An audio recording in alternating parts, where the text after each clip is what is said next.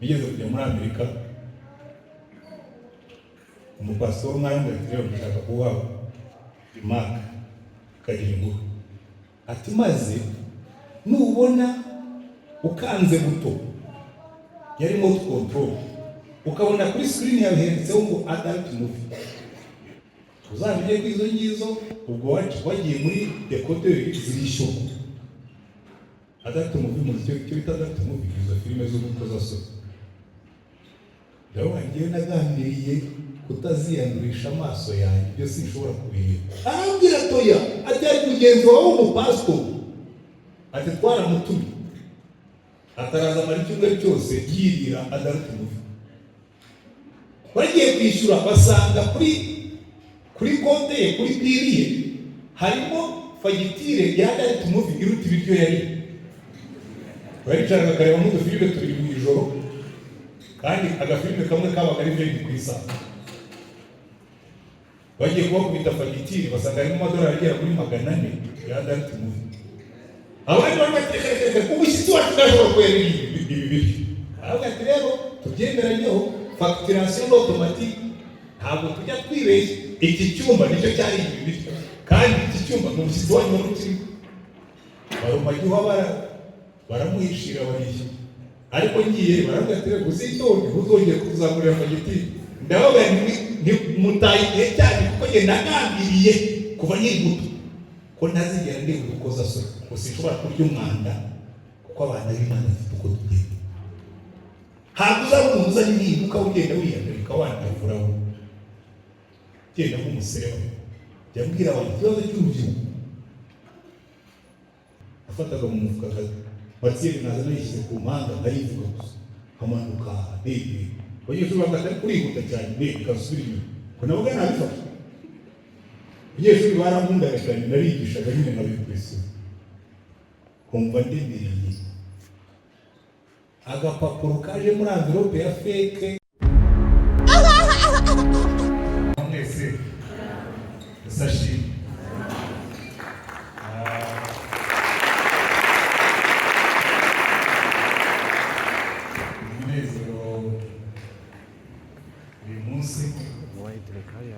ko nabazinira kuri telefone yanjye invitation nyinshi ariko sinziye sambe yatangiye kuyobora nasaya hano, ariko nazo subira muri message sanga message imwe yo mu 2023 ukwezi kwa kabiri, ndetse hari niyo mfite yo mu 2022 yo mu kwezi kwa 11. Rero kera acha kumugani urimwe kiyombo yo mu gakiza hano muri no misi kubera yuko ibintu byagiye bihinduka ntabwo muzi ibiyombo abantu bazi ikiyombo tupere turi ko hari ikiyombo cyari gisonje noneho gihagarara ku mwobo w'imbeho. Noneho imbere ugiye gusohoka ubona ikiyombo isubira mu mwobo, nakomeza iracunga ikiyombo kirakibona yuko igicucu cyacyo kirimo gutuma imbere imenya ko gihari kigira inyuma ho gatoya. Noneho imbeba irareba ibona nta gicucu cy'ikiyombo isimbutse sose gihita kiyifata kirivuga kiti kwica mutarambiwe. Imbeba iti mutarambiwe batera inzara warushoka. Rero ndagira ngo nshimire sana kuko nawe yabaye n'icyo kiyombo kuba kuri 2022 ambwira ngo nze muri tugera kina IPRC yataraba RP muzazitunga hanyuma bikanga n'ushize bagiye gukora fundraising muri 2023 kugira ngo nabo barantumira ntabwo bizakunda pe. Ndimo nasoma za message twagiye twandikirana, hanyuma kwezi kwa 12 umwaka ushize arongera arandika urumva nyine ati twagira ngo itariki ebyiri z'ukwa kabiri uzaze. Ndamusubiza hanyuma mbona birakunze ishimwe ko ndi hano.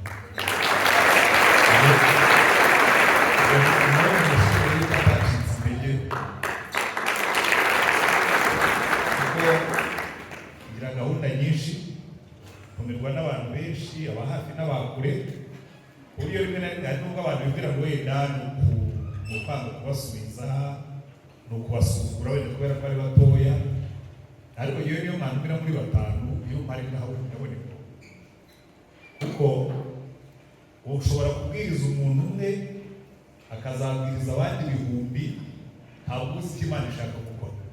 Ubwo rero uyu munsi naje kubera yuko ubwo nari mpari, kandi yatumiye kera mu kwezi kwa 12 yabukinze hakiri kare, nawe arakomeza aributsa hanyuma birahura. Rero ndagira ngo gutinda baramushimira cyane ko yihanganye agatitiriza ntacike intege, ngo namwe muze kumushimira. Hanyuma teme yampaye, nari kugira umuntu kwica kuri teme bampaye, hari abantu gutumira kabwira uti uzigishe kuri iyi teme, ariko kubera ko bafite ibindi bintu bimurimo bipogota, yazaza akagatiye ko hati ya teme mwampaye, ati umwuka hari ukuntu yagize gutya arahinduka. Abantu bavuga ngo bigishe ku kintu abari tuzajya bigisha ibyo by'umwuka uhindura ibyo abayobozi bawe bahaye umwigisha uzabirye, kuko niba umwuka agiye gukora akorera mu muyobozi wabo ugiye n'utu muri wowe. Ubwo rero teme bampaye avuga ngo urubyiruko ruzana impinduka aho ruri hose. Haleluya. Urubyiruko ruzana impinduka hehe aho ruri hose ku bwa Kristo. Byanditse usanga ndakoresha, dore biranditse ngo tuzaba dufite intego iri muri Zaburi 119:9, duburo kubona urubyiruko ruzana impinduka aho ruri hose ku bwa Kristo. Icyakora umurongo usiri buhindure, ahubwo naza kuwongera. Mugarukire rero muri Zaburi 119 kumvira amabwiriza. Umurongo w'ike uravuga ngo umusore azeza inzira ye ate, azayejesha kuyitondera nk'uko ijambo ryawe ubitegeka. Haleluya. Ariko ndagira ngo mbanze ngaruke kuri iyi teme, urubyiruko ruzana impinduka aho ruri hose. Icyo ni ikibazo cya mbere wakunye kwanza ukibaza, kuko mbere yo kuzana impinduka nawe ubwawe ugomba kuba warahindutse. Kuko buriya hari ibintu nkunda kubwira abantu b'urubyiruko, Bibiliya ni igitabo cy'urubyiruko. Buriya abantu benshi muzabona Imana yakoresheje muri Bibiliya, nta n'umwe yahamagaye ari umusaza. Bamwe bazakubwira ariko urumva ngo Nowa Imana imuhamagara ngo yari afite imyaka 500, ariko icyo ko mu gihe cya Nowa, Metusela sekuru wa Nowa yabayeho imyaka 969. So mu gihe cyawo niba ari imyaka babaraga bayihinnye, niba koko barabaho imyaka myinshi, ariko ku myaka 500 iyo Nowa yicaranaga na Metusela ufite 900, aravuga ngo umuntu n'ubu. Amen. Siko bimeze. Hariho n'abakubwira ngo Mose ngo Imana imuhamagara ngo ajye kuvana Isirayeli muri ngo yari afite imyaka 85, ariko wibuke asezera kwa Farawo akajya gutukanwa n'ubwoko bw'Imana, yari akiri umusore, yica Umunyegiputa wari urimo gutoteza bene wabo, yari afite imyaka 40. Mu kigereranyo cy'umuntu wapfuye afite imyaka 120, yari akiri umusore. Nimwitegereza abantu bose Imana yakoresha muri Bibiliya, na Yesu dufata nk'icyitegererezo, yatangiye umurimo afite imyaka 30, yawurangije yapfuye afite 33, yari akiri umusore. Bibiliya rero ni igitabo cy'urubyiruko, ahubwo ikibazo tugira ni kuyisoma. Noneho uyu mwanditsi wazabura akavuga ngo ariko umusore azeza inzira ye ati, ngo azayejesha kwitondera ijambo ryawe uko ritegeka. Haleluya. Rero iyi niyo challenge ya mbere nshaka kubasiga. abasore rwose ni byiza umuntu ufite imbaraga, niyo mpamvu ari Imana itoranya. Uriya ushaka gutoranya umuntu ujye kumukoresha, uzatoranya umusaza ungana, kuko twebwe tuba twaramaze no gukomera mu mutwe. Umuntu akubwira ikintu wowe ariko ibyo bintu urimo kumbwira wabitekerejeho. Naho umusore umubwira uti ngwino tujye kwiyahura, bazatonda umurongo bagende biyahure, wenda niwe nabitekerejeho, bitekerejeho wamaze kwiyahura. Mureba ubu wakubitamo iriya senti, nta n'amagambo ariko uretse muziki, muzabona mwese muzabutse hano muze musirire, mwasirira bita. Ni iki cyababyirisha? Hari ubakora ngo twe turimo kubyinira Imana, mwigeze mwumva wivuga mu ntanga? Kubita n'inanga urubyiruko ruhabura. Mwabwira iki ko mwabyinira Imana? Ariko niko urubyiruko rumeze. Niyo mpamvu Imana ikunda urubyiruko, nuko iyo uvuze, iyo uteye indirimbo rubikiriza, iyo uvuze ngo duhaguruke ruhaguruka, nawe abasaza twebwe turabaza tukabaza ibibazo. Ariko ubwo ngubwo urambwira ngo mbyine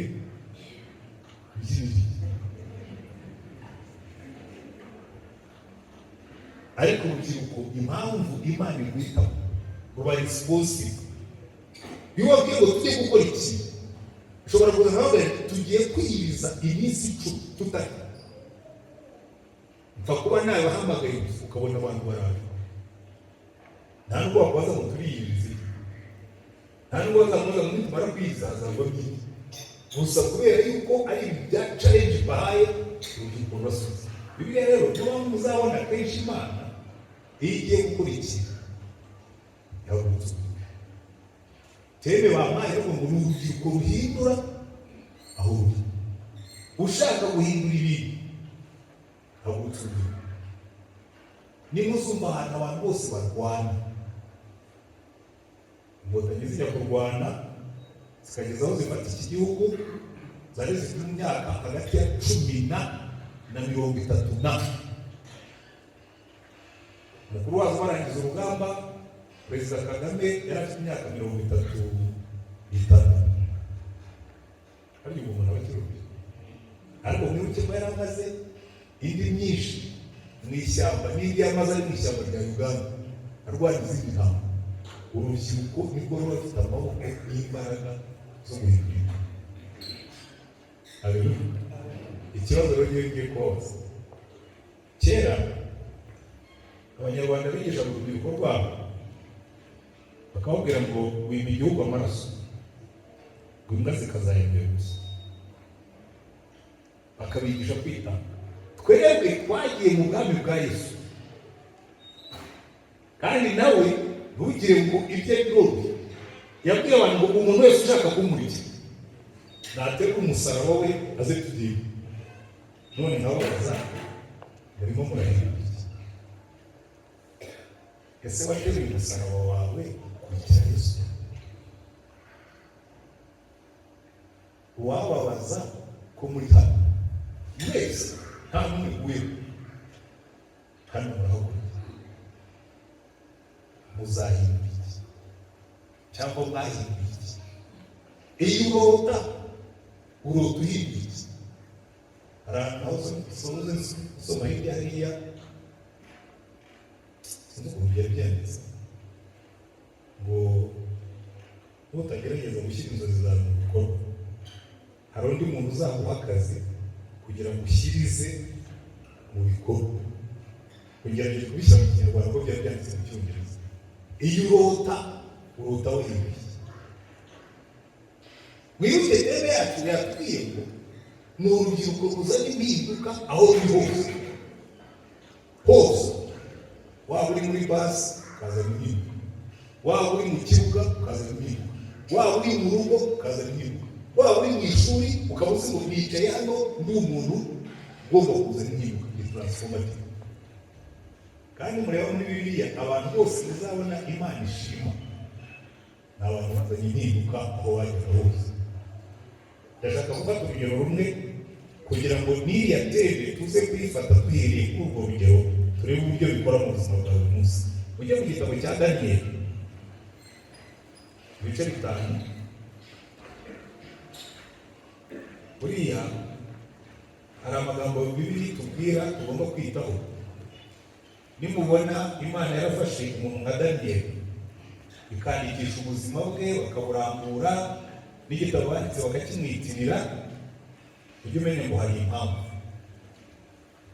Mu rwandiko rwandikiwe Abaheburayo igice cya 13 umurongo wa 7 n'uwa 8, Bibiliya iravuga ngo mwibuke ababayoboraga kera bakabwira ijambo ry'Imana, umuzirikane iherezo ry'ingeso zabo, nimurangiza mwigane kwizera kwabo.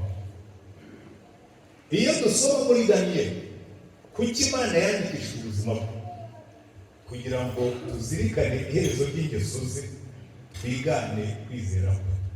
Haleluya. Kandi Imana ikaduha isezerano rikomeye, ikatubwira ngo Yesu Kristo uko yari ari niko ari n'uyu munsi, niko azahora iteka ryose. Imana ya Daniyeli niyo Mana yacu, Imana ya Mose niyo Mana yacu, Imana ya Eliya niyo Mana yacu, Imana ya Paulo niyo Mana yawe, Imana ya Eliya niyo Mana yacu twese. Niba barahinduye igihe cyabo, natwe dushobora guhindura icyacu. Ariko niba barahinduye igihe cyabo, twese duhinduye icyacu, tugomba kwibaza ibibazo. Ni iki cyatumye abandi Imana bakoresha, twebwe ikatadukoresha? Kuko Imana yo batubwiye ngo uko yahoze mbere na mbere niko iri n'uyu munsi, niko izahora iteka ryose. Haleluya.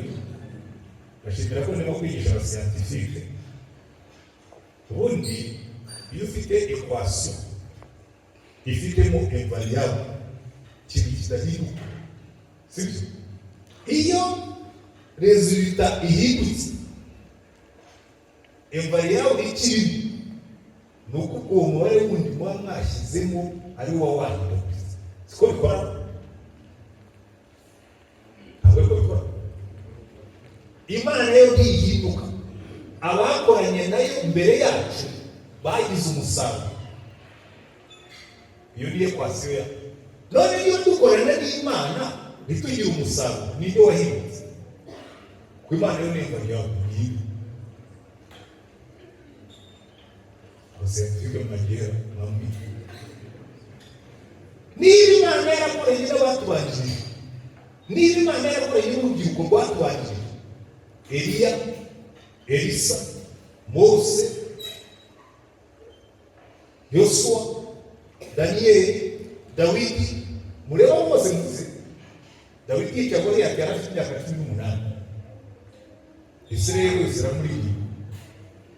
Kandi mwibuke ikintu kimwe, ntabwo atubwira ko icyatumye abo bantu bazana impinduka, hari ubwo bari basenga, ntabwo atubwira ngo bazanye impinduka mu gusenga, uretse ko Dawidi yanasize. Bakoze ibikorwa bifatika, bizana impinduka zifatika zigaragara. Imana yongeyeho Dawidi apfa Goliyati, atsindwa Abafilisiti. Amen. Imana yongeyeho Eliya, amanura umuriro, abantu bahindukirira Imana. Imana yongeyeho Elisa, ibitangaza birakoreka, abantu bamenya ko Imana ari nzima. Imana yongeyeho Paulo, atwara ubutumwa buvana muri Isirayeli abugeza muri Sipaniya. None twebwe iyi Imana uyongeyeho atwara, hirya bakakubwira ngo nta cyahindutse. Ni iki kiba cyahindutse? Ni ukuvuga ngo iyi make Imana irimo gukorana nayo muri iyi minsi, ubwo yabaye feke. Niyo mpamvu uriya mwanditsi wa Zaburi hari ikintu yanditse gikomeye tugomba kwiga. Kugira ngo Imana ikorane n'umuntu, hari ibintu agomba kuzuza. Haleluya. Kugira ngo umuntu azane impinduka, hari ibintu agomba kuzuza. Buriya muzitegereze no ku isi, dukuyemo n'Imana, abantu bazana impinduka bose bagira ko mu bintu bireta, hari ibintu baba bujuje. Turaza kubibona kandi muraza gusanga ni Daniyeli mwahageze ibice 5. Turasoma ku murongo ikamere kwa 10, ubwo nibwo mwiyumve neza. Ngo nyuma inkuru kugira ngo mwiyumve neza, mugaruke muhaze mwibuke icyo gihe umwami witwa Belushaza cyangwa Beluteshaza yaragiye atumiza abakomeye bo mu bwami bwe, ndetse ashyiramo n'inshoreke ze, ariko kugira ngo yereke Imana ya Isirayeli ko yisuzuye cyane, aravuga munzanire ibikombe bakuye mu nzu y'Imana ya Isirayeli, ababwiye umugoroba tunywesha mu birori biza gukorana n'inshoreke zanjye inshuti zanjye. Imana iravuga ngo nanga gasura. Bicaye mu birori bigeze hagati kuri taburo yari imbere, ku rukuta rwari imbere aho umwami yareba, ikiganza kidafite ukuboko. Kubabonaga ikiganza ntibabone nyiracyo. Ikiganza kiraza kijya ku rukuta kirandika ngo umwami atakaza countenance, mbese atakaza ibyishimo, atakaza ngo mu isura ye harahinduka, agira ubwoba. Ahamagara abanyabwenge bose, ahamagara abahanga, ahamagara abapfumu n'abakorikori, muze musome kiriya kintu cyanditse ku rukuta. Naho ubundi ibiro birahagaze. Baraza bakandaho bikaba, iriya nyandiko ntabwo twize pe, aho twize ruriya rurimi ntabwo tuzi. Ariko bigeze ku murongo wa 10 baratubwira ngo nyuma umwamikazi yumvise amagambo y'umwami n'abatware be, yinjira mu nzu y'ibirori bariragamo, aravuga ati nyagasani nyaguhoraho, ibyo utekereza ye kuguhagarika umutima ngo mu maso wawe hahinduke ukundi, kuko mu gihugu cyawe harimo umugabo. Haleluya. Muri iki gihugu harimo umugabo afite karakterisitike, urimo umwuka w'Imana zera. Haleluya. Rero umuntu ukuntu Daniyeli bamuvuga mu ijuru, iyo marayika amanutse ajya kureba Daniyeli mu ijuru afite y'izina, muzabare inshuro zose marayika Gaburiyeli yaje kureba Daniyeli, yarazaga avuga ngo Daniyeli umugabo ukundwa. Hari abantu Imana iri kuvuga genda umbwire uriya mugabo ngo ndamukunda. Iteka ryose inshuro zose marayika yahamagaye Daniyeli, ntabwo amwita Daniyeli gusa, yongeraho ngo Daniyeli umugabo ukundwa. Hari nyenyeri ishyari abatubanjirije babaye Imana uzambwira izina nyita mwiza. Ariko Daniyeli iyo Imana imutumye marayika mwita Daniyeli umugabo, ariko uno mwamikazi w'umupaganikazi abwira umwami aramubwira ngo muri iki gihugu harimo umugabo uri mu mwuka w'Imana. Haleluya. Harimo umugabo uri mu mwuka w'Imana. Kandi mwibuke ntabwo bari mu rusengero. Haleluya. Ikibazo dufite iyo abantu bakuvuga baravuga ngo uriya muhungu harimo umwuka w'Imana, uriya mukobwa harimo umwuka w'Imana. Turaza kubibona, turaza kubihuza hanyuma sozi. None baravuga uwo mugabo kandi wumva uko ateye. Ku ngoma ya so yabonekwagamo n'umucyo no kwitegereza n'ubwenge buhwanye n'ubwenge bw'Imana. Haleluya. Kandi so umwami Nebukadinezari yamugize umutware w'abakorikori n'abapfumu n'abakaludaya n'abacuyi, kuko muri uwo mugabo Daniyeli uwo umwami yahimbye Beluteshazari habonetsemo umwuka mwiza no kwitegereza, yashoboraga gusobanura inzozi no guhishura ibihishwe no guhambura ibyananiranye. Nuko nibahamagare Daniyeli azasobanure impamvu yabyo. Haleluya. Uzi umuntu uvugwa n'Imana ikamwita mugabo ukundwa, ariko n'abantu bajya kumuvuga uyu mwami kazavuze uyu Daniyeli. Ari ikintu kinagaza cya Daniyeli. Daniyeli yari umukozi w'Imana, ariko umwami agiye kumuha akazi amugira umukuru w'abacuyi n'abapfumu n'abakonikoni n'abanyabwenge. Yaribaza ko Daniyeli yakoranaga hagati n'abapfumu n'abakonikoni n'abacuyi.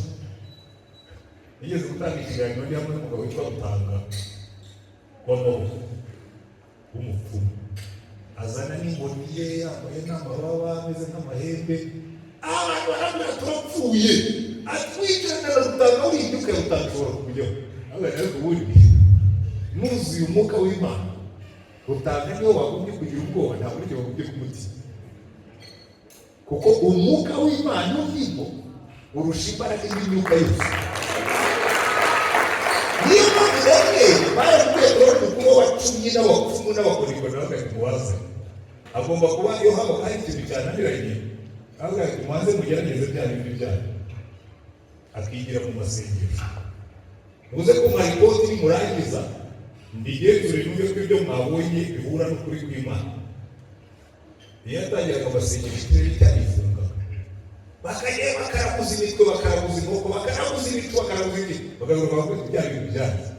Agasaba kwigirira iyo umugore w'iby'ubupfumu n'ubucumyi n'uburaguzi babwira icyo Imana yavuze, kuko yari afite umwuka w'Imana. Ariko icyo mbikundira ni uko ntabwo bamubara nk'umuntu, ntabwo atera ngo avuga mu ndimi, ngo yari afite umwuka mwiza muri we. Kubana na Daniyeli cyari ibintu byiza. Ikibazo dufite muri kino gihe n'abantu bitwa abanyamwuka baripompa bakaba abagari, no kugira ngo umuvugishe bikakugora. Abanyamwuka kabona umuntu yahimbeye n'ingendo yahimbeye n'ifuka yazazwe muntu, watangira no kumuvugisha ukabona ntabishaka, uzahamagara umunyamwuka kwitabira, oya aba ari mu ijuru, ni umunyamwuka. Ariko Daniyeli abapagani baramutangira ubuhamya yuko ngo hari umwuka mwiza umubaho. Noneho umva umwami amuhamagaye, asubiramo bya bindi bamuvuze, ngo nuko bazana Daniyeli imbere y'umwami. Umwami baza Daniyeli ati, ni wowe Daniyeli wo mu banyagano b'Abayuda umwami data yakuyeho Babuloni amucishije bugufi cyane, ngo bataza kumwigereranyaho. Numvise bakuvuga ko umwuka w'Imana ari muri wowe, kandi ko umucyo no kwitegereza n'ubwenge bwiza bikubonekaho. Numvise bakuvuga, rero bitangira numvise bakuvuga. Kera yewe nakirwe n'umukuru yize muri university, mu myaka nicuza y'ubuzima bwanjye, nicuza imyaka 6 kugeza ku myaka 19 nari mu seminari, ndi umuseminari mwiza wa wundi rwose waba ari umuto. Kugeza ku myaka 19 nta kintu numva umutima wanjye wandega nagezemo nawe. Ariko hagati ya 19 na 25 nari muri university. 19 nibwo nagiye muri university, usanga muri university ubuzima bwaho ni free, urya icyo ushaka ukanywa icyo ushaka, twitiye twabafite ntabwo twebwe tugiye duhabwa inguzanyo. Twari dufitanye kontara na leta ko tuzarangiza tukayikorera aho ishaka, ariko nayo igaruka buruse tukiga. Baduhaga buruse iyo babaga twakoraga greve bakayibwira, twari tubashwe n'ijyana ry'imwe. Universite yose y'u Rwanda nahoze mbaza hano kuri RP Tumba, bambwira ko mufite abanyeshuri bari mu 1000, twe twari 800. Universite yose amafakulite yose yateranye imwe yonyine mu gihugu, natwe bakadufasha n'ijyana ry'imwe, natwe tukabigendera, tukabirira, tukabinywera, tukabisambanya. Imyaka 6 y'ubuzima bwanjye yariwe n'ubusugi. Kuva kuri 19 narangije universite 24, twebwe twigaga lisansi, twakoraga bachelors y'imyaka 3 kongeraho lisansi y'imyaka 2, hanyuma nanjye n'undi mwaka umwe mukora n'umwarimu muri universite. Imyaka 6 yariwe n'ubusugi. Ahandi wicara rwose ubuzima. Iyo myaka rero yapfiriye ubusa, niko navuga. Ariko icyo gihe niho nari mbereye, twari dufite imvugo kugira nawe mu ikipe ya atletisme turabirasi. Twari dufite amakipe akomeye kuri universite, ni kapiteni wa ikipe ya atletisme. Twaba twakoze nka competition n'abarundi cyangwa n'abandi, twamara kurangiza kubwira abantu ngo hirya hariya baratuvuga ngo iki, ngo hirya aho barimo baratuvuga ngo iki, niyo mwabaga mwakoze nk'aka. Yari expression amakipe yageraga ngo wenda twagira ikipe ya basket ikomeye, niya volley ikomeye, niya atletisme yacu igihe cyacu ikomeye, baratuvuga hirya aho baratuvuga ngo iki. nyine kugira ngo bumvishe abantu yuko hari ikintu mwakoze bakaba bakirimo kubavuga. Ariko ugiye kubwira birangirana n'umunsi wa maji. Ariko hano baratubwiye ngo umwami yatubwiye neza ngo numvise, n'umwami yaramwumvise ngo numvise bakuvuga. Ibintu bigera kuri bitatu yuko umwuka mwiza wo muri bakuvuga ngo iki aho muri korali bakuvuga ngo iki, ku ishuri bakuvuga ngo iki, umenyekanira ku iki. Kuko teme bamaye ngo ni urubyiruko ruzana impinduka aho ruri, bakuvuga ngo iki. Icya kabiri, iyo ikibazo cyavuka baravuga numvise yuko ufite n'ubwenge bwo guhangamura ibyananiranye. Iki kintu cyane cyane niba narakigisha urubyiruko n'abandi, ko yewe ndabona abasaza twaragiye. Abuze umuntu ukora ahantu yazahava ntagire ikintu abasiga. Twagombye guhora turota ko aya magambo bavuze kuri Daniel ngo numvise bakuvuga yuko ufite ubuhanga bwo guhangamura ibyananiranye. Kubera iki? Impamvu Daniel bamuze waya magambo, umwami Nebukadinezari inshuro ebyiri, ubwa mbere yarose inzozi arazibagirwa, afata icyemezo aravuga ati munzanire abanyabwenge bose. Abakawudaya bari abajyanama b'umwami, ba advisors, harimo n'abacumi, harimo n'abakorikori n'abapfumu. Izo kategori aravuga ati aba bose duhembera kuba bakorana n'ikirere, bagakorana n'ubutaka, bagakorana n'iby'ikuzimu, mubazane bose tubice kuko they are useless, bananiwe kwibuka inzozi zanyu. Bakavuga ati ko Nyagasani icyo kizamini ntabwo bagize bakibona, ubundi batubwira inzozi twe tukazisobanura, none baratubwira ngo twibuke inzozi warose tudahari. Nawe rero niba mudashobora kuzibuka wabica. Hanyuma bamwe baribuka bakavuga ati hari n'ibihugu byagaragaye ejo bundi birimo ba Daniyeli na ba Shadrake abazanye nabo bapfe kuko baragaragarikiza. Baragenda Daniyeli bagiye kumufata n'amaze ariko habaye ko twumva igihugu cyacitse niko bati umwami yarose inzozi arazibagirwa, none yavuze ngo nimutazibuka. Abakabara ibyo biroroshye cyane, twebwe dufite umwuka w'Imana, ibi ibyananiranye turabihangamura. Ni mu duhe iminota mike tubaze dukonekitinge antene zacu. Aragenda avuga Shadrake na Meshaki na Abednego baravuga ati hirya hariya rero kurya abapfumu n'abakorikori n'abacuzi byakomeye ngo imana zabo zananiwe. Muze tujye kubereka ko dufite Imana ihanganye ibyananiranye. Bakubise amasengesho nta nubwo bagejeje kwemera. Uza hari akantu k'agatotsi kajya kaza mu masakani iyo umuntu yiyemeje. Muri ako gatotsi Daniel yagize gucyamira nk'uhondobera, abona ikintu cy'igisate kimuhagaze imbere gifite umutwe w'izahabu n'igituza cy'ifeza. Aravuga ati sasa this is it. Ngo haza ibuye riragikubita gihinduka ivu, hazamuka umusozi muremure. Agera ngo yakubwira niyo ki wari ushinzwe kurinda umwami ati njyana njye guha umwaka. Aravuga ati arashaka witonde, niba urimo kubahinga tayimu abami b'Abakawudaya ntibakinisha. Either you are precise or you are dead. Ugomba kuzana igisubizo cyangwa ntabwo tukabarangiriza hamwe n'abandi. Yari aravuga ati wihangane wowe bantu byari gusa. Aramujyana ahagarara imbere y'umwami kumufasha kumara ushaka kumubwira ati wenda wowe ukiri na muto we ntabwo ibintu byananiye abapfumu n'abacumi n'Abakawudaya bafite experience uze gushyira hano. Aravuga ati Nyagasani reka mubwire inzozi warose igisate kirekire gifite umutwe w'izahabu n'igituza cy'ifeza n'igihimba cy'ibyuma, gifite ibirenge by'ibyuma bivanze n'ibumba. Nta nubwo yarangije kubisobanura, avuga ati yesi nibyo, nibakutembereza umurwa bakwambika umukufi posite y'ugutegeka bariya bashinzwe batashoboye gusobanukirwa ndayikwa kuba kibazo kwegerana ariko reka ngo bwite bishaka kuba iki gihugu kirarota inzozi nyinshi ariko zabuze abasobanura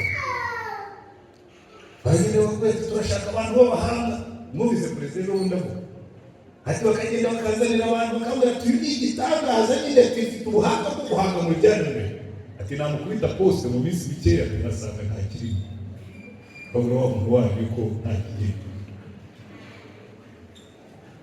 igihugu kirarota inzozi zikeneye abasobanuzi mwibuke uwundi muntu umusore witwaga Yosefu Farawo arota inzozi we nta nubwo yazibagiwe yarazirotoba aravuga ati narose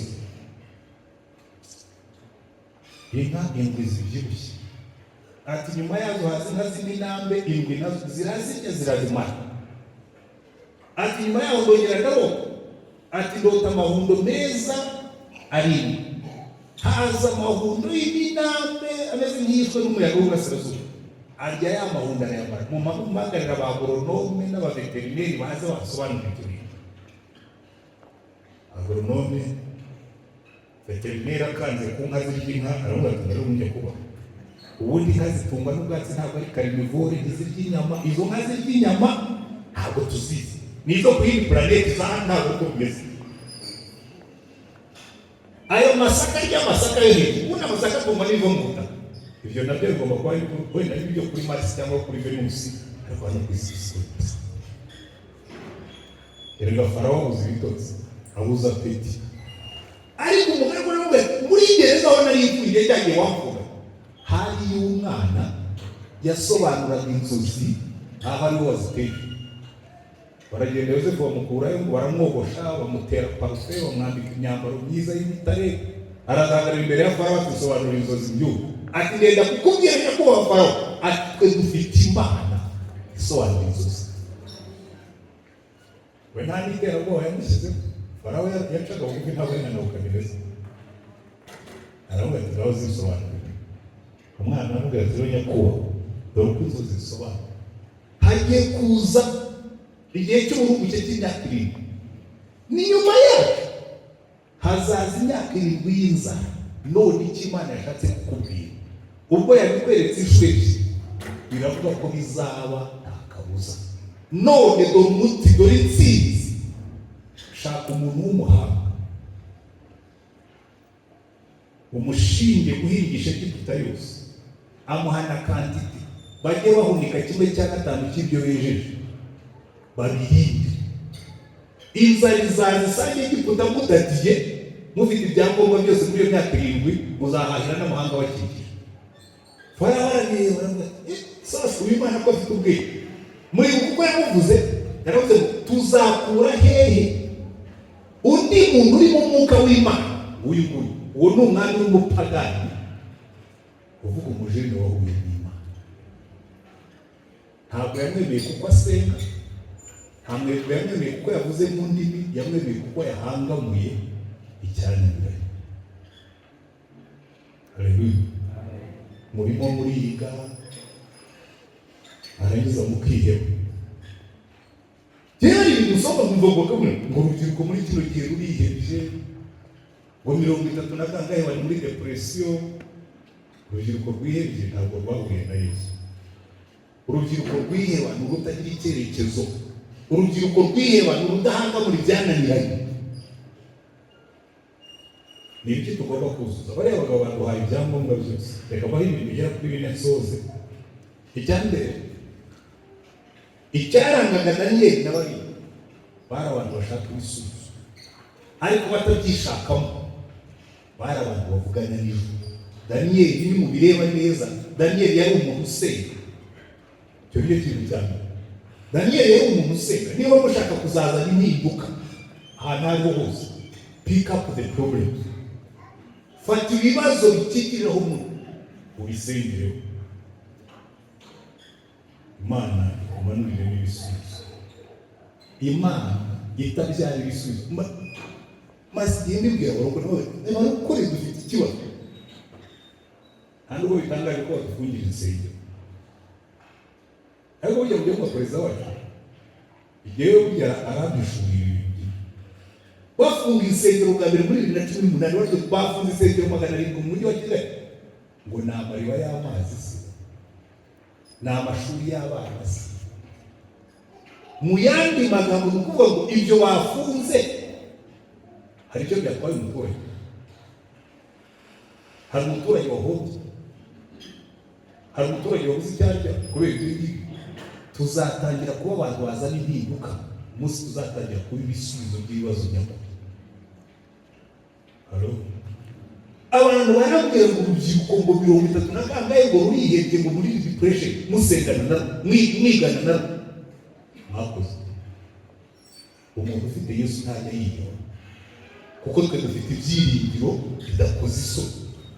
Twe dufite ibyiringiro ko n'iyo inzara yatera haba kuki yavuze ngumva ngo reka mbabwire ngo naho imirima yahumba bagahindura umusimyerayo ngo n'intama zigashira mu bikumba. Mu yandi magambo niyo twaba bashoboye twe ntitwiheba kuko dufite Imana itwitaho. Umuntu wese kuko rero ngo Imana yanyu ngo ni responsable nawe bari twabuze. Ngo uzarebe ko abantu mwese gusenga ngo nyine bakene babaho. Aho bari mu kibazo kwabaye abana b'ibirara, turasenga yego ariko ntitubaze Imana ibizadutunga bihe. Twagomye kuba abantu babikitegererezo kuko dufite Imana, ariko urengera ugasanga mu byaha turimo. Ariko bakabaza ikibazo, ubundi niba Imana yawe itarakukuye mu busambanyi, yewe nayisanga mu mari y'ikibwami bwambere ikibazo. Niba umbwira ngo urasenga tugahura turimo kunywa inzoga dusinda, ubundi iyo Mana yawe itarakukuye mu businzi nawe yishaka we. Imana itaza n'impinduka, Imana itaza n'ibisubizo ife. Ariko si uko Imana yinaniwe ya equation Imana kuri umuntu habamo impinduka, ahubwo twebwe twabaye feke. Nitugaruka tugatunganira Imana izadukoresha ibihano. Haleluya.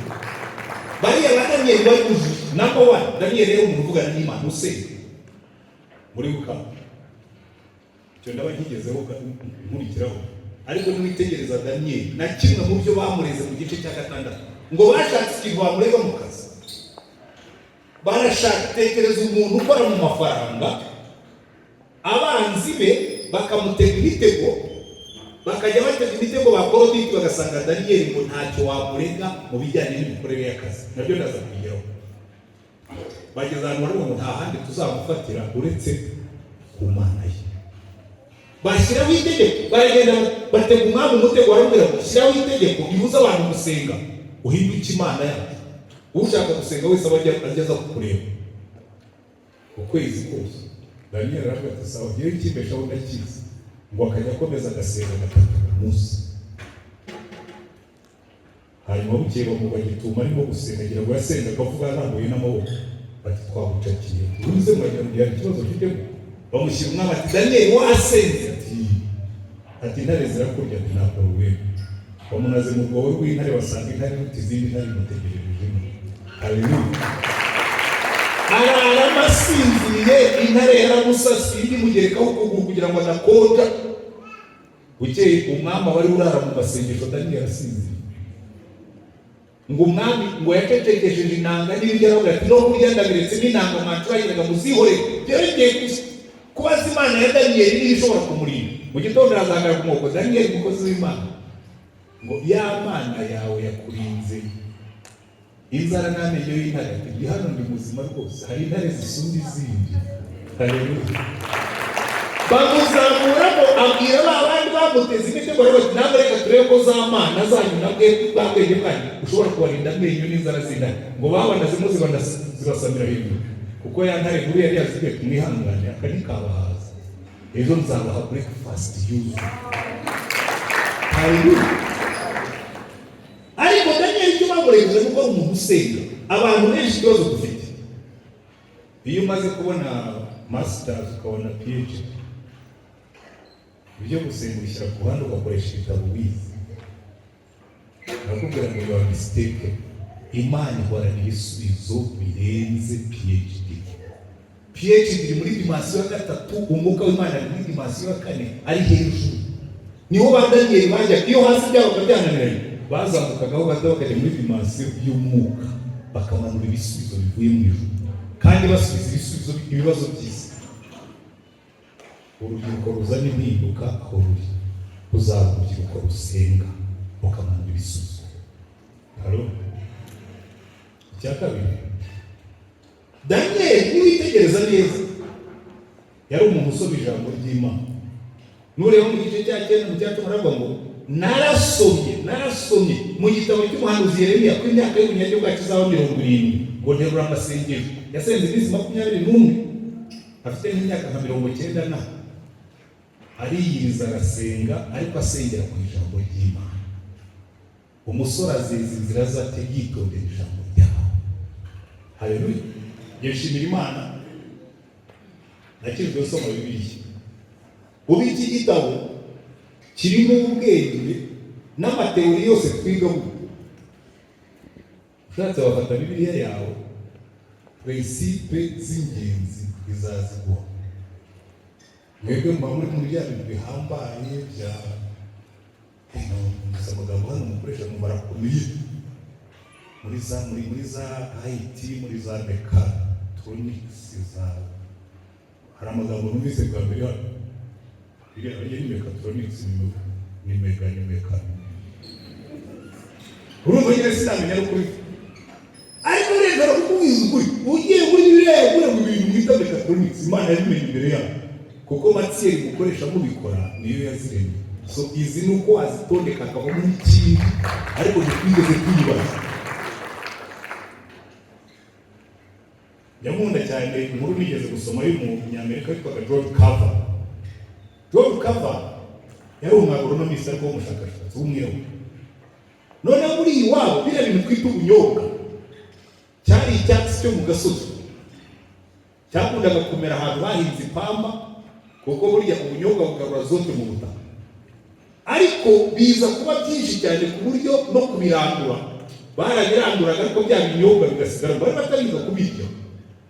Noneho batangira gukora ubushakashatsi ku buryo babirandura.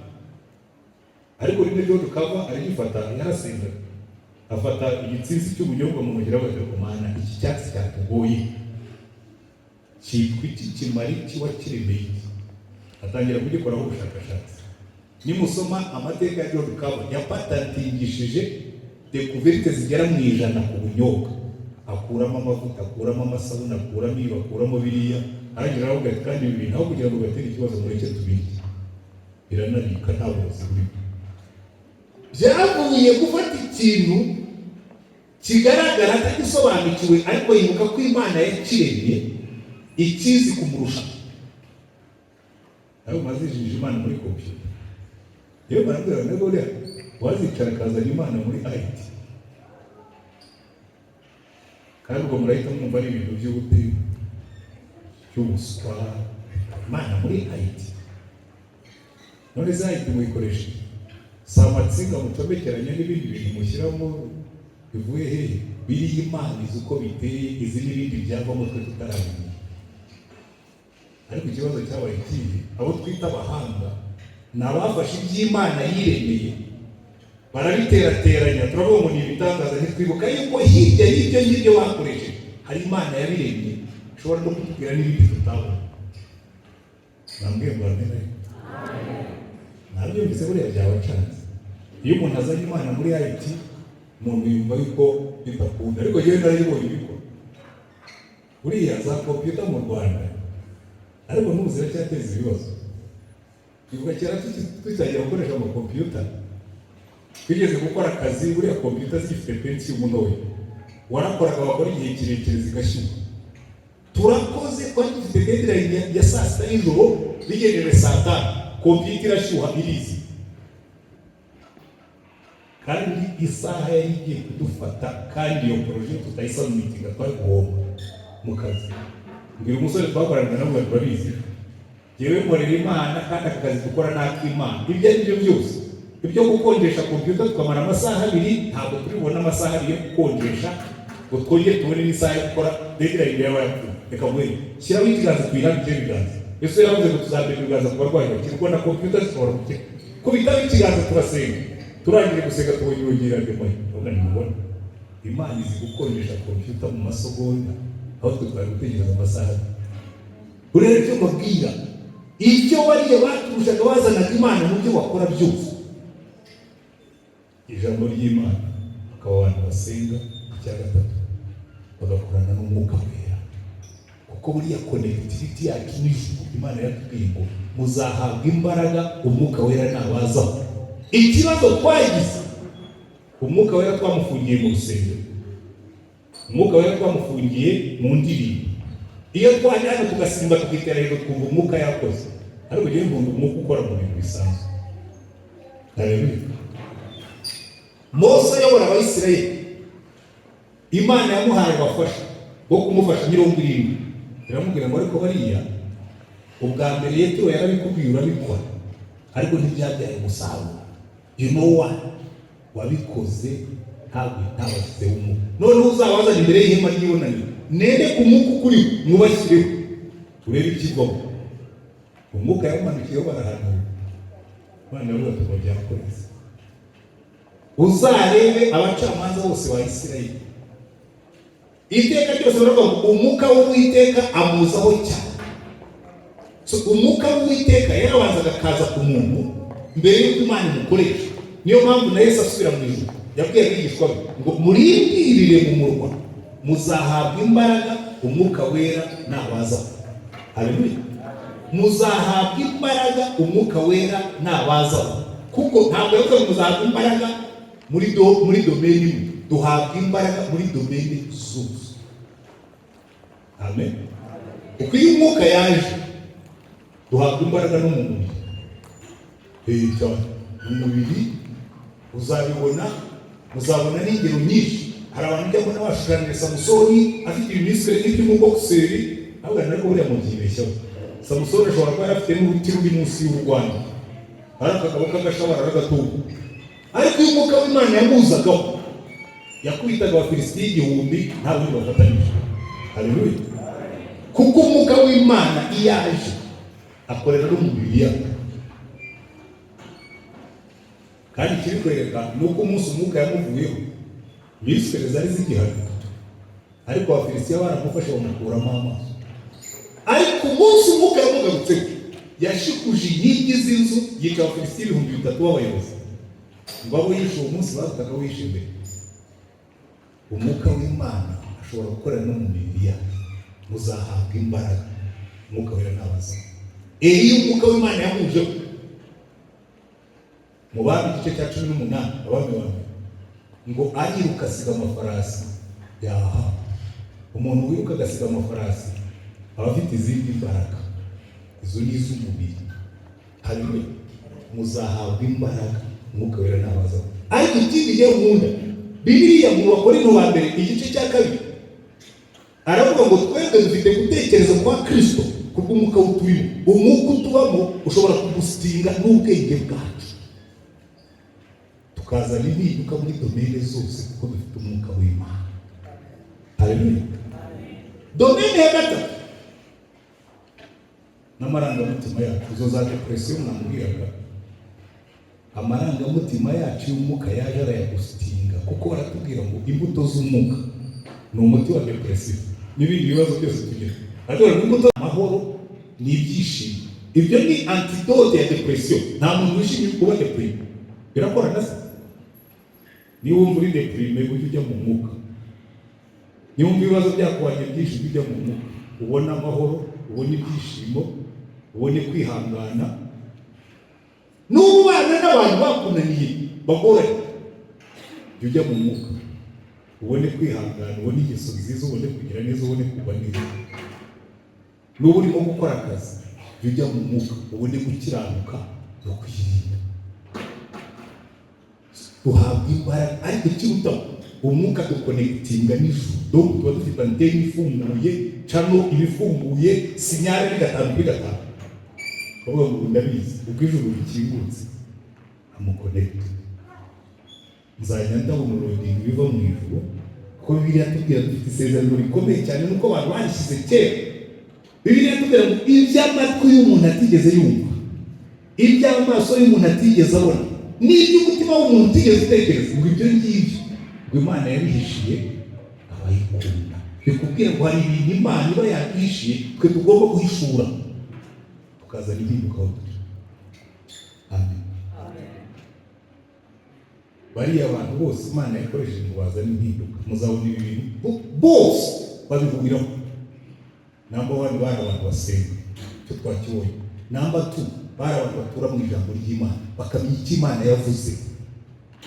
Ngo ibi ngibi muri Katani yarageze Babuloni. Ndagaruka kuri ya ntego bamuhaye, umusore azezizira ati azazejesha kwitondera ijambo ryawe. Ngo yageze i Babuloni arahitegereza, ngo agambirira mu mutima we kutaziyanurisha iby'i Babuloni. Ujya ugambirira kutaziyanurisha. Urubyiruko muranduzwa na byinshi noneho mwararangiye. Icyanduza cya mbere cy'ikintu kigendana mu mubiri, telefone. Iyi telefone ihekera ibitekerezo bitari byo byinshi. Iyi telefone ujya kuri channel zitari zo ukareba pornography. Iyi telefone ujyaho ukareba umwanda wose uri ku isi. Aje kuyimumbizwa. Uzareba pornography hanyuma wirinde kwikinisha. Uzareba pornography nurangiza wirinde gusanga, bizagukomera. Ko biratubwira ngo ntabwo washyira umuriro mu mwenda wowe gushya. Ariko umwanda Daniel ngo yagambiriye kutaziyanurisha ibyari Babuloni. Sezerana n'amaso yawe kutaziyanurisha na telefone na kompyuta n'ibindi biganiro by'imbaho. Niba ushaka gukiranukira Imana. Hari igihe tubona ba Danieli barazanye impinduka tukagira ngo byarizanye, ntabwo byizanye my friend. Hari ibyo bagambiriye, hari ibyo banze, hari ibyo baretse, hari ibyo birinze, hari ibyo biyimye kugira ngo babe abantu bazane impinduka. Ntabwo murashaka kuzana impinduka, urashaka kuba healthy, warangiza ukarya umwana. Ntabwo bizakura. Ushobora kuba healthy urya umwana. Ntabwo uzaba spiritually strong wiva mu mwanda wa pornography. Ntibizakunda. Ariko imbaraga zinesha ziva muri resolution, ngo resolved not to define himself, ngo agambira mu mutima kutaziyanurisha ibyo yabona bwo burundu. Bigeze kujya muri Amerika,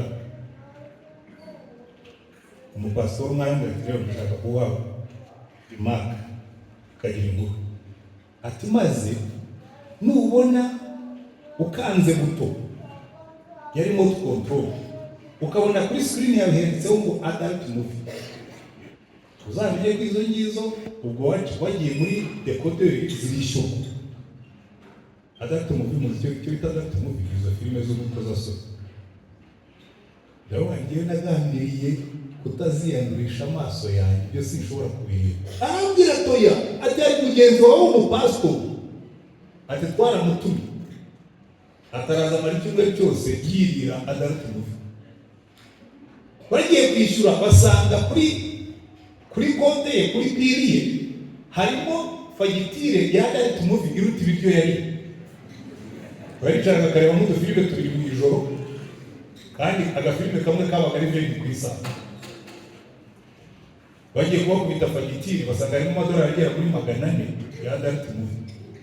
Abandi baratekereza umushyitsi wacu ntashobora kwera ibi biryo. Ahubwo ati rero tubyemeranyeho facturation automatique, ntabwo tujya twibeshya. Iki cyumba nicyo cyari ibi biryo, kandi iki cyumba mu mushyitsi wanyu n'ukiri barumagiho baramuhishira barishyura. Ariko ngiye baravuga ati rero uzitonde ntuzongere kuzamurira fagitire. Ndavuga nti mutaye igihe cyane kuko njye nagambiriye kuva nkiri muto ko ntazigera ndi gukoza so, ko sinshobora kurya umwanda kuko abana b'Imana bafite uko tugenda. Ntabwo uzaba umuntu uzana impinduka ugenda wiyandarika wandavuraho genda nk'umuserewa. Jya mbwira abantu ikibazo cy'urubyiruko mugenda nk'imirizo.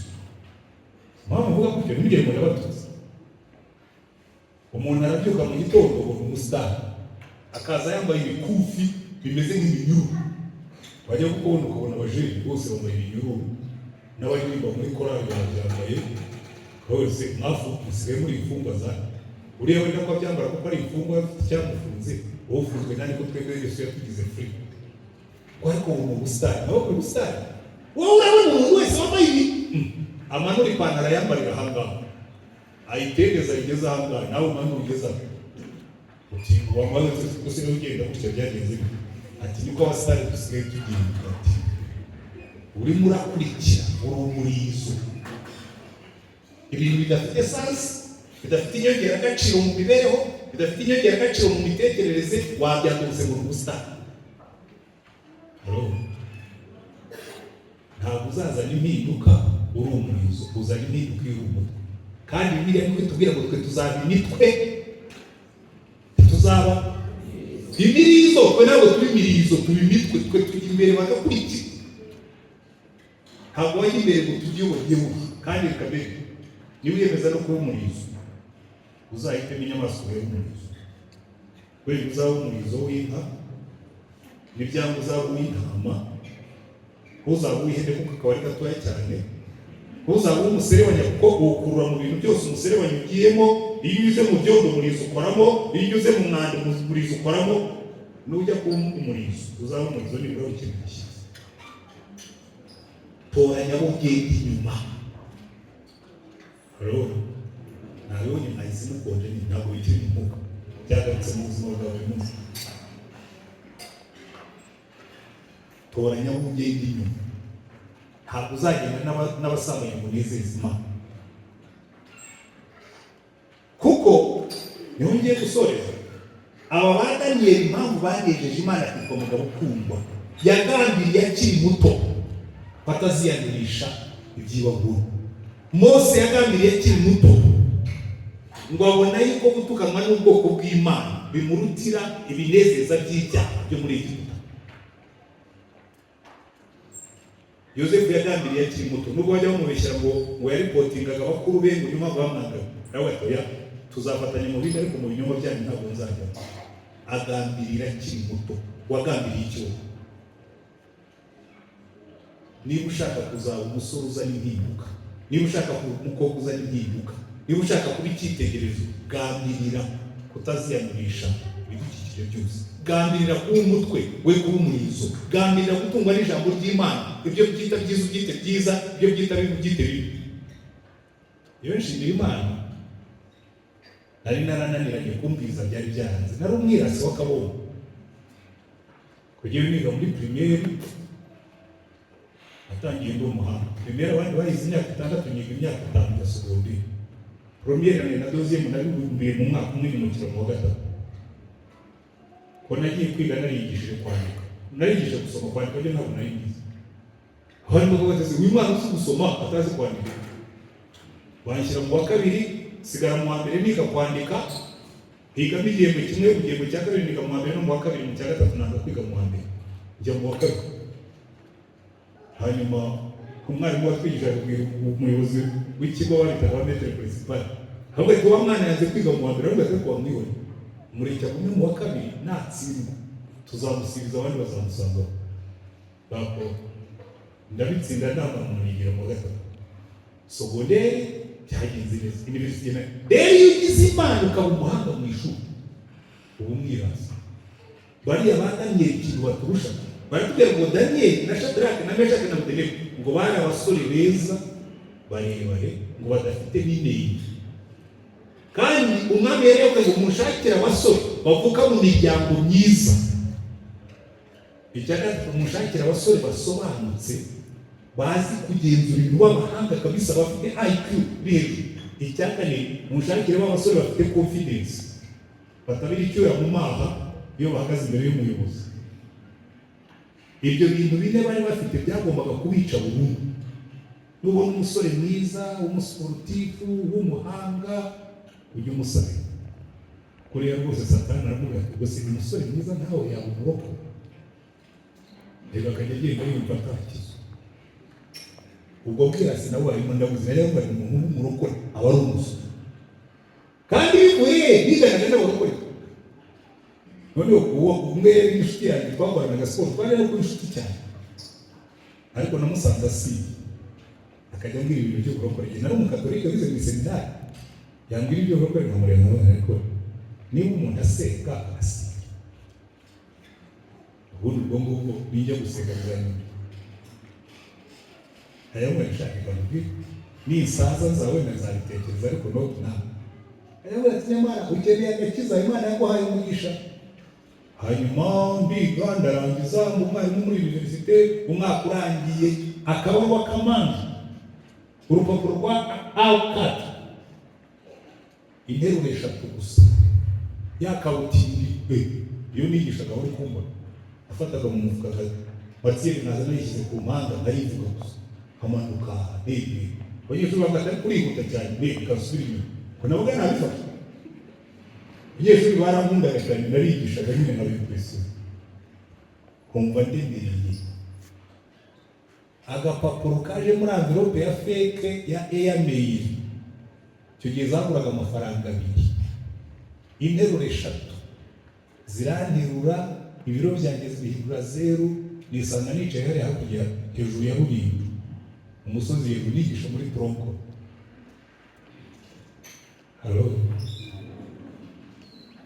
Hanyuma numva ikiganza kiramumaze ngo hawayo namufinish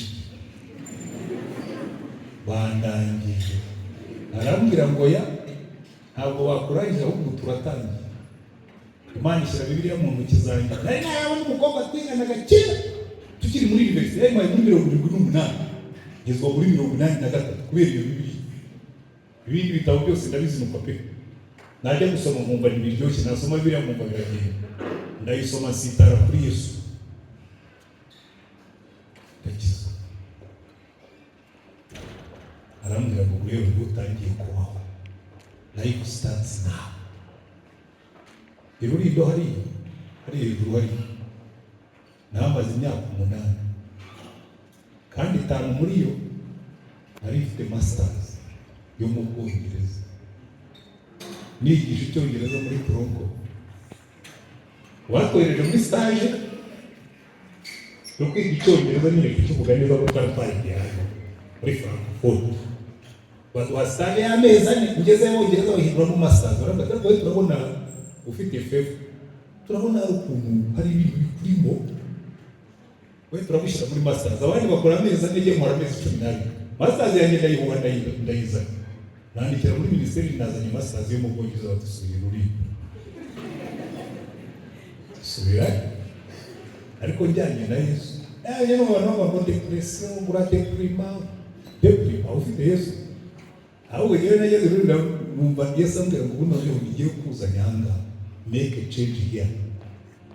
Narabwirizaga najyaga nipakiza nka Rulindo nkajya mu Ruhengeri mbwiriza muri tagisi, haza kuvayo nkafata ijya iki Kigali kageze Kigali mbwiriza muri iyo ngiyo, nkafata iyindi ngaruri Rulindo hazamuka. Buriya hariya hari n'urusengero rwa DP pastori wabo icyo gihe twatangiranye, ariko atari kujya wibuka ko abantu babwirije Rulindo aribo twatangiranye urusengero rwabizi kandi njye nari umukatolika. Kuzana impinduka byana na Yesu, uzana impinduka. Muricarana n'abanyeshuri hano barimo kurimbuka, muri aho gusoma muri mu nzira ijya mu ijuru, muzajyayo mwigi. Yesu yaratubwiye ngo aho muzanyura hose muzabahindura abigishwa banjye, kandi ntimubyitiranye. Ntabwo ari kubahindura abanyedini, turashaka abascientifique buzuye umwuka bazakorera igihugu with commitment and dedication nka Daniel n'aba Yosefu. Turashaka aba planners bajya mu kazi. Ikibazo dufite uno munsi, umurokore ajya mu kazi akikora nk'umupagani, muriba nk'abapagani, bakora nk'abapagani, bararibwa nk'abapagani, barakwepa nk'abapagani. Bose aba bantu bigiye ku birenge by'abandi. Daniel baravuze ngo mu bijyanye n'akazi ntacyo dushobora kumubonaho cyangwa porosho. Abantu bazana impinduka. Haleluya. Bagarukiriza aha ngaha bazaba ari abantu bameze bati ntabwo uzazana impinduka utarahindutse. Uzabanza wakire Yesu nk'umucunguzi n'umwana, kuko Bibiliya yatubwiye ngo abari muri Kristo Yesu aba ari ibyaremwe bishya. Nta nubwo baba ari abantu bashya, ni ibyaremwe bishya. We are a new creation, turi ubundi bwoko bw'abantu. Haleluya. Ndabona niba mwabyumva mukabyumva, aho ugiye ukagira ubundi bwoko, ukaba uri umwana w'Imana uri ku isi, bakajya bakubona ugiye ufite umubiri nk'abandi, nabo bati nyamara nubwo mu ndebe ugiye ufite umubiri nk'uwanjye ariko ugenda umwana w'Imana. Are a different creation. Kandi iyo utangiye kugenda utyo n'abandi baragukurikiye. Nabaye ari Rulindo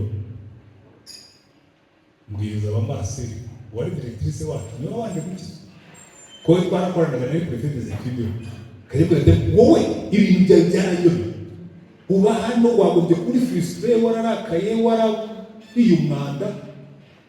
None ngiye ndakara hamona ubishe, hamona sayini, hano ndi mu kazi k'umwami wanjye.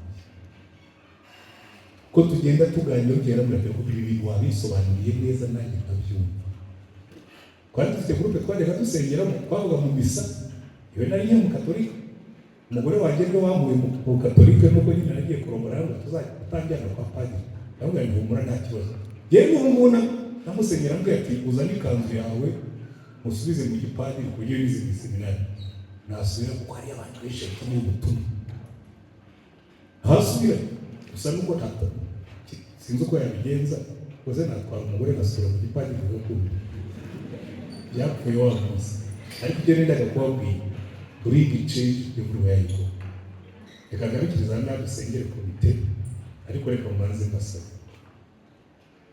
niba wicayemo ukaba atari wakira Yesu nk'umucunguzi n'umwami, sinkubaza idini usengeramo. Ikibazo dufite muri kino gihe twitiranije agakiza n'idini. Yewe amadini yose nayabwirijemo, nta kibazo bafitanye n'amadini, nabo nta kibazo bafitanye nawe. Idini rya mbere ryabonye kunyingurira imiryango ryari nakomeye icyo gihe kuryinjiramo, uri umwangilikani, ryari ADEPR.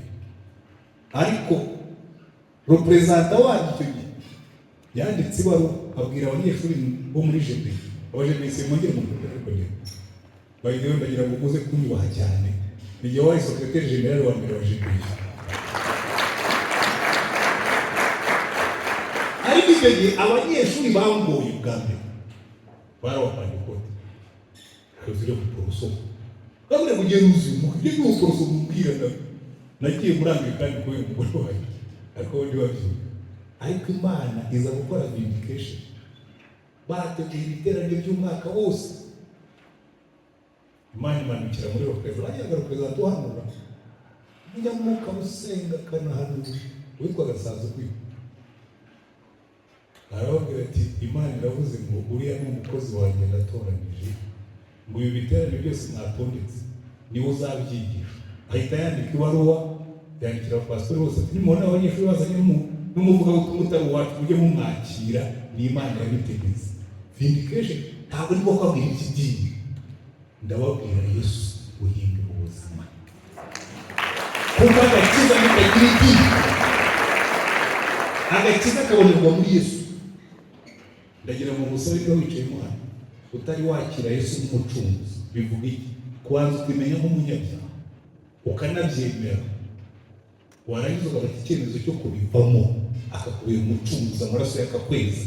Ariko warangiza ukabaho from Monday to Sunday, from morning till midnight, ukagenda umwumvira nk'umwami wawe, umwami muzima ukureba aho ugenda, umenya ibyo urimo byose.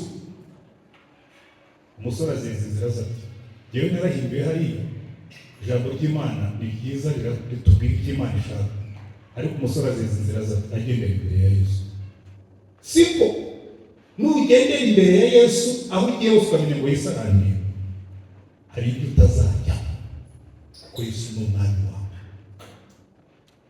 Hari ibyo utazareba kuko iyo umuntu agiye kureba ibyo atagombye kureba, afunga amadirishya akafunga urugi, agacekinga ko nta muntu umureba, ariko Yesu aho uhagaze hejuru akureba.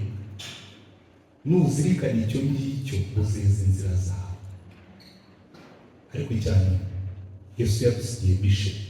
Ntabwo yadusize ku isi ngo atubwire ngo musigare mwicariye ngo igihe nikigera nzaza mbajyane. Yaratubwiye ngo yatubwiye musigare mukora, mubwiriza amahanga yose, mubahindura abigishwa banjye, mubigishe kwitondera ibyo nabategetse byose. Nzaba ndi kumwe nawe kugera ku mperuka y'isi, kandi ninza tuzimana. Ndashoje niba wica umwana wo musumuka avugana nawe ugati hari ibyo ugomba guhindura, hari ibyemezo bishya ugomba gufata. Ntugire ubwoba, ntugire isoni. Nta mwanya dufite sindi kukubwira ngo zamukira zaho ukuye mu mwami Yesu. Numvise ijwi ryawe kandi mfashe icyemezo cyo guhindura bimwe mu buzima bwanjye. Dusenge Imana. Turagushimiye mwami wacu Yesu Kristo, waducunguye kugira ngo tube ubwoko bwawe bwite, tugire ishyaka ry'imirimo myiza. Umugaragu wa Pawulo arandika abwira Timoteyo ngo Timoteyo we, ngo urufatiro rukomeye rw'Imana ruracyariho, ngo kandi handitsweho ngo uvuga izina ry'Uwiteka ave mu bidatunganye. Ndasengera abantu bose turi hamwe muri kano kanya.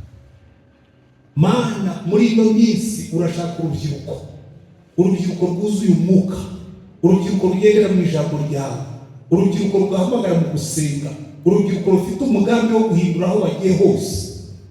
Suka imbaraga z'umwuka wera kuri abo bantu bose. Abazamuye ibiganza hari ibyo babwiye, hari ibyemezo bishya bafashe, hari imigambi mishya bagambiriye. Ubasoze mu migambi yabo, uwihana ibyaha umwezi umutunganye, nurangiza umukoreshe. Ufashe umugambi wo guhindura ibintu bimwe na bimwe mu buzima bwe, umuha imbaraga zo kubisohoza. Imbaraga zawe zimurikira ahantu.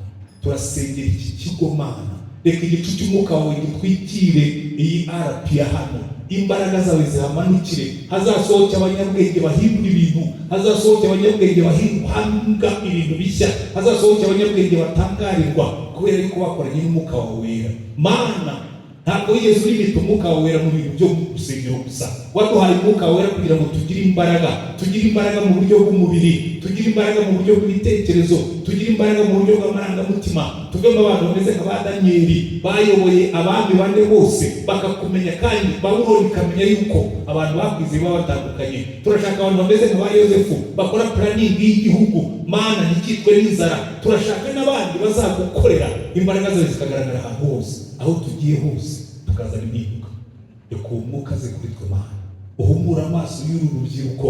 Mana, twagiye dufunze amaso, tuba blindfolded, tukagenda tuzi yuko umwuka akora mu rusengero gusa, ariko umwuka yiteguye gukora natwe muri science, umwuka yiteguye gukora natwe muri economy. Kuko abo bose twabonye mbere, ba Daniyeli bari muri economy ya Egiputa, abandi bose nka Yosefu bari muri agriculture na planning n'ibindi. Turashaka muri ino myaka Mana ngo duhagurukirize abanyabwenge buzuye umwuka, bazagenda koko ubabonye wese bakora akazi ugasanga ari indakemwa mu mico no mu myifatire no mu mikorere y'akazi. Abantu bari productive, abantu bari performing.